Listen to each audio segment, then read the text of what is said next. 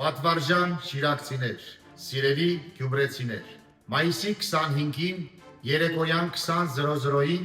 բոլորս միասին հավաքում ենք Գյումրու կենտրոնական հրապարակ։ Ներկա գտնվելով հրապարակում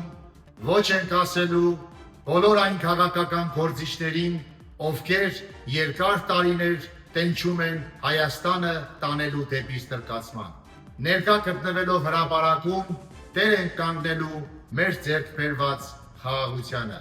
Վաղը Հայաստանի Հանրապետության վարչապետ Նիկոլ Փաշինյանի այցին ընդառաջ բոլորս ներկա գտնվելով հրապարակում տեր ենք կանգնելու Հայաստանի Հանրապետությանը,